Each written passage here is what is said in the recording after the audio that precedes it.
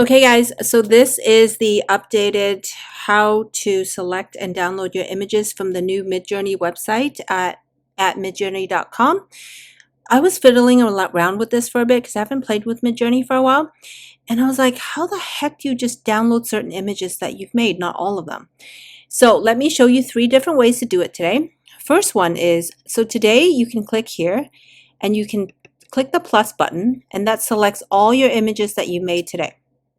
And then click download. It's total 261 images that I made today. But if you don't want to do that, you can click anywhere outside of these pictures here. Whoops. Like this. And then you can drag it and select the images that you want. I don't like it that way because you can only drag it so far down.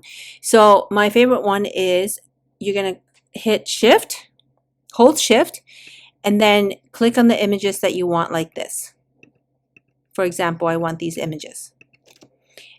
And then you can click download here. But if you say out of these images, there's something you don't want, you hold shift again and you can take it out. And see how it pops back up? That means that you're not downloading these images. And if you say click these, it gets smaller. That means you're selecting it for your download right here. And you just click download. Once you click download, it's going to download into your files, but it's going to be a zip file. So you just have to click the zip file and open it. So let me just show you real quick. It's a zip file like this. And you just click in the zip file. And there you go. These are my images that I made.